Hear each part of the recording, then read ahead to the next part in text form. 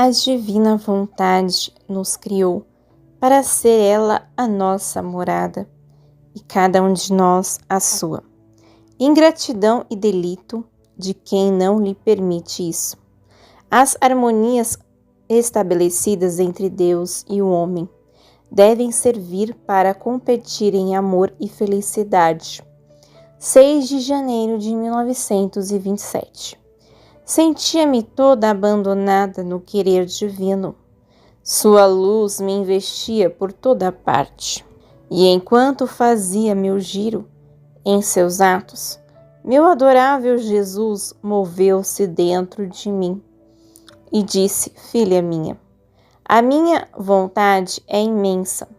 E as criaturas, ao saírem à luz do dia, permaneciam na minha própria vontade, como tantas pequenas habitações formadas dentro dela, nas quais o meu querer, por direito, devia ter o modo e o desenvolvimento de sua vida em cada uma dessas pequenas moradas. Mas embora por bondade e liberalidade tenha todo o espaço e tudo o que era necessário para formar essas pequenas moradas em si mesma, as criaturas, com horrenda ingratidão, não querem conceder o direito de que o meu querer divino tenha sua habitação nelas, e tendo feito formar dentro de si tantas habitações quantas são as criaturas, possui a dor de permanecer sem morada, porque não lhe permitem entrar para nelas habitar. Acontece com a minha vontade.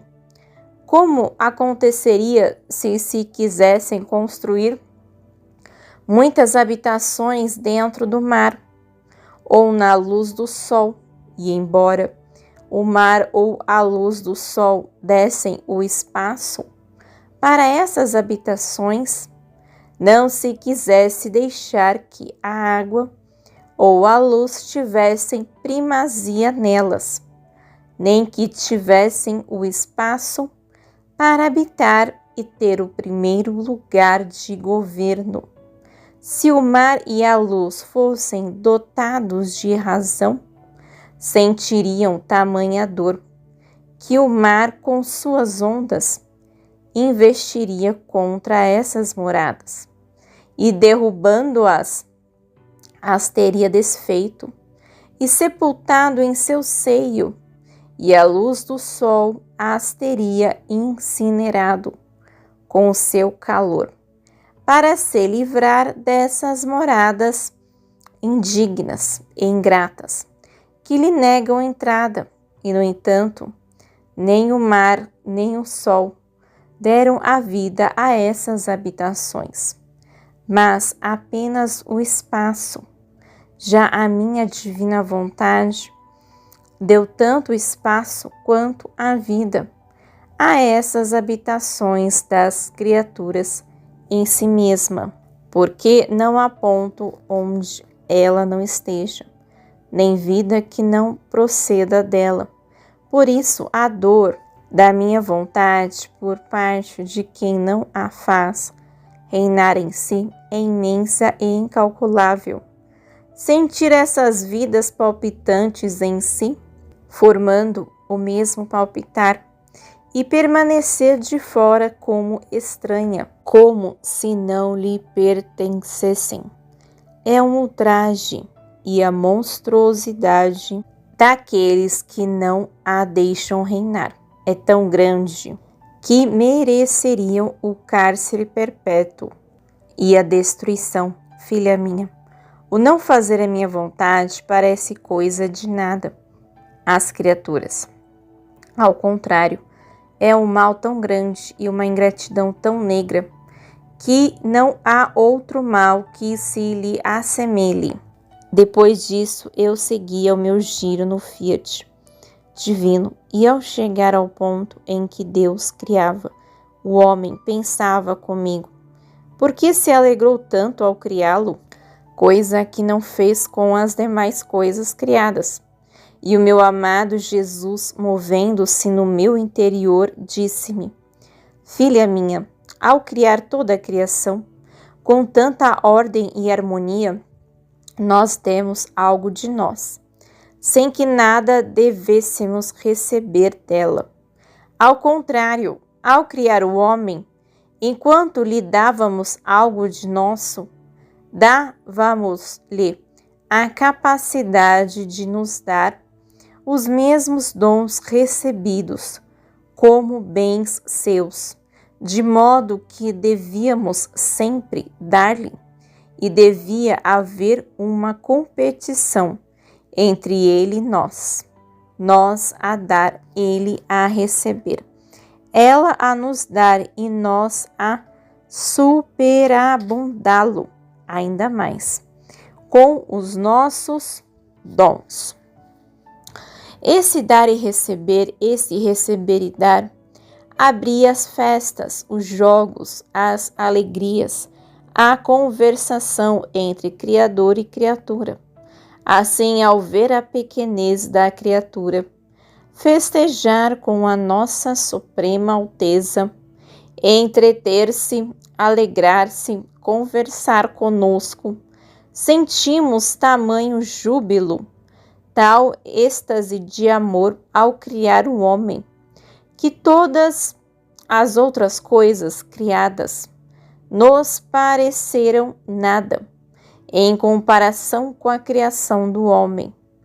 E se todas as nossas obras nos pareceram belas e dignas, e se o nosso amor correu por todas as coisas criadas, foi porque deviam servir para esbanjarmos dons em favor do homem, e porque esperávamos dele o retorno de amor por todas as coisas criadas. Por isso, toda a nossa alegria e glória se concentraram no homem, e ao criá-lo estabelecemos entre ele e nós harmonia de inteligência, harmonia de luz, harmonia de palavras, harmonia de obras e de passos, e no coração, harmonia de amor, de modo que de nós partiam para ele como tantos fios elétricos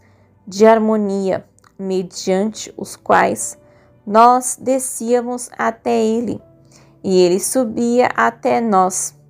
Eis porque nos alegramos tanto ao criar o homem, e porque foi tão grande a dor que ele nos deu ao subtrair-se à nossa vontade, porque rompeu todas essas harmonias, trocou a nossa festa por dor, tanto para ele quanto para nós, destruiu os nossos mais altos desígnios, deformou a nossa imagem que nele havíamos criados, porque só a nossa divina vontade tinha a virtude de conservar bela nossa obra, com todas as harmonias por nós queridas.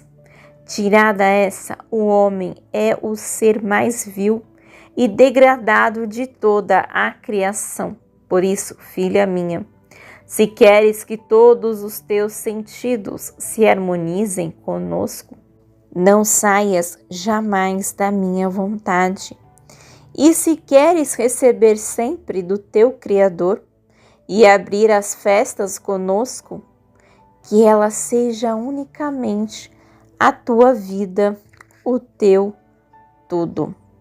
O homem foi criado por Deus à sua imagem como filho, constituído o rei da criação, mas tendo-se subtraído à divina vontade, perdeu sua condição. Deus, porém, não desiste, e para cumprir o seu querer, dispensando todo o resto, renovou a alegria da criação com Maria, e agora o está fazendo com Luísa. 13 de janeiro de 1928. Continua o meu abandono no querer divino, com o dilaceramento quase contínuo da privação do meu doce Jesus, ó Deus. Que pena tremenda! Ó, como sinto saudades do meu passado, do seu doce sorriso, dos seus beijos afetuosos, da suavidade da sua voz, da sua beleza encantadora e arrebatadora, dos seus castos abraços, das suas ternas palpitações, que com tanto amor fazia palpitar no meu coração, divinizando-me e transformando a sua vida em mim. Cada ato de Jesus, cada palavra e cada olhar eram para mim tantos paraísos a mais que ele formava em sua pequena filha.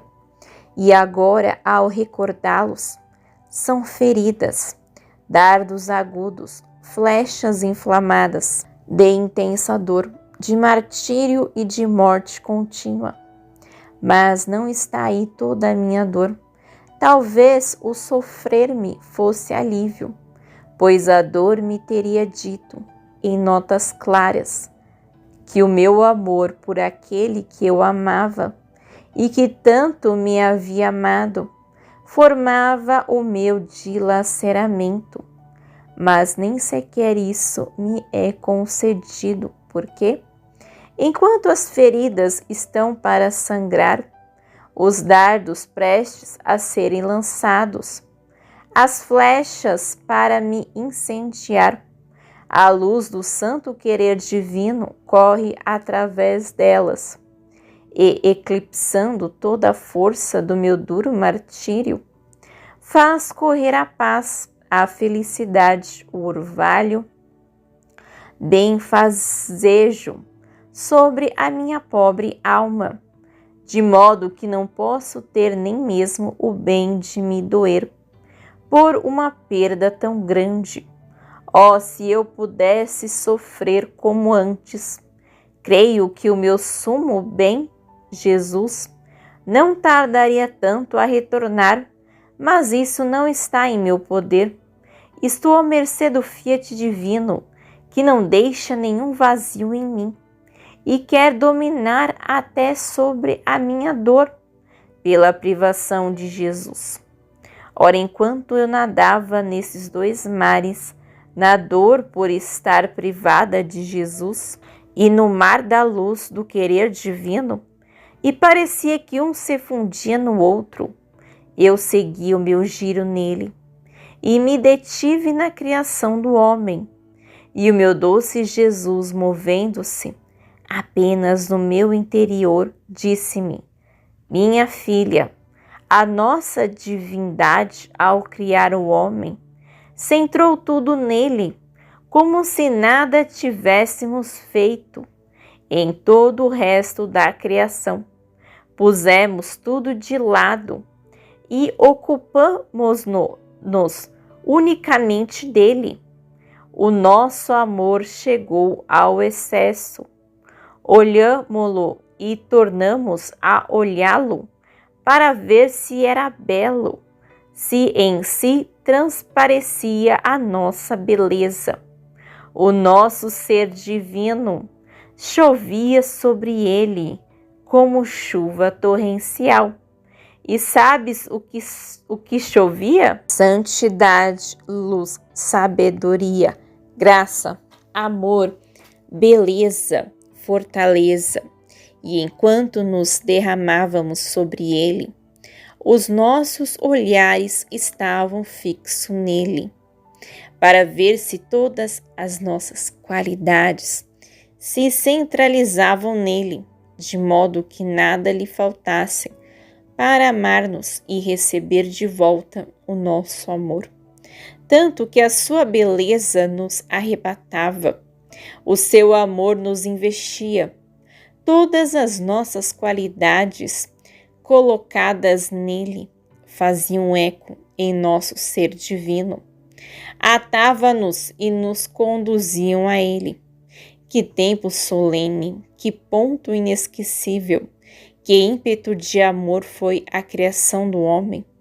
Todas as nossas qualidades divinas transbordaram e festejaram a sua criação. E para complemento da nossa festa, alegria e felicidade, sacudidos pelo nosso próprio amor, olhamos para a máquina de todo o universo e lhe fizemos dom de tudo, constituindo-o rei de todas as coisas criadas, para podermos dizer a nós e a ele: Rei dominante somos nós, Rei dominante é a obra das nossas mãos.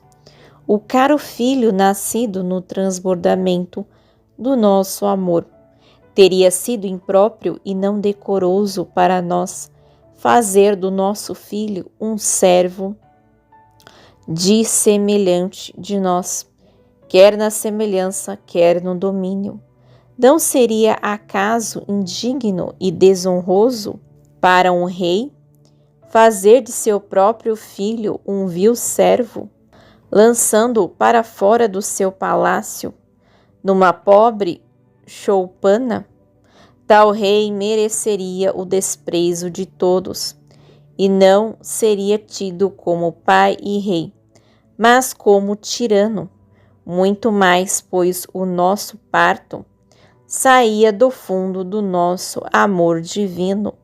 Por isso quisemos o decoro e o selo da realeza em nossa obra. Ora, esse nosso amor foi rompido pelo homem, e ao subtrair-se à nossa própria divina vontade, ele mesmo retirou de si a marca da realeza e as insígnias de rei, mas da nossa parte nada mudou, e persistimos em nossa vontade de fazer da obra de nossas mãos um filho rei, não um servo. Por isso, em toda a história da criação, voltamos com ímpeto ao cumprimento do nosso querer. Chamamos uma dessa estirpe e, pondo todos de lado, como se nenhum outro existisse, renovamos a solenidade da criação do primeiro homem. O ímpeto do nosso amor forma ondas altíssimas e nos faz ver tudo com amor. E pondo essa criatura nessas ondas, embora nossa onividência tudo veja, deixamos tudo de lado e com ela renovamos o grande prodígio do primeiro ato da criação. Isso fizemos com a soberana rainha, e não tendo ela rompido o nosso amor e conservando a vida do nosso querer, possui o título e o direito de rainha. Ó, como se rejubila o nosso amor e faz festa ao ver nela a primeira rainha entre as obras de nossas mãos criadoras. Mas o nosso amor não está contente em ter uma só rainha. Nem foi esta a nossa vontade na criação. Eis porque o nosso amor, transbordando com força, fortemente e lançando para fora as suas ondas contidas, chama esta outra e centra nela toda a obra da criação. Chove sobre ela como chuva torrencial, transborda as nossas qualidades divinas para ter a segunda filha rainha, para fazê-la formar os alicerces do reino da nossa vontade e assim poder ter o séquito dos nossos filhos, todos reis e rainhas. Eis porque estou pondo tudo de lado para operar em ti o primeiro ato da criação, O meu amor me forma o encanto, que enquanto olho os outros, faz com que eu mantenha o olhar fixo em ti, e faz chover sobre ti tudo o que é necessário para me fazer formar o reino da minha vontade em ti. Faço como um pai que, tendo estabelecido outros filhos e devendo estabelecer um outro, não pensa nos que já estabeleceu, nem nos que ainda estabelecerá, mas pondo todos os outros de lado, pensa apenas naquele que está para estabelecer. E se o filho é bom e aquele que escolheu é digno dele, o pai não mede despesas, dota-o de maiores riquezas, prepara-lhe uma habitação suntuosa. Em suma, faz transbordar todo o seu amor paterno. Assim faço eu quando se trata de realizar o escopo da criação, que é o reino da minha vontade, no meio das criaturas, aquela que chamo por primeiro. Não poupo nada, tudo centro nela, sabendo que o todo, totalidade, será herdado por aqueles que a seguirão. Livro do Céu, volume 23. Escrito serva de Deus Luísa Picarreta, a pequena filha da divina vontade.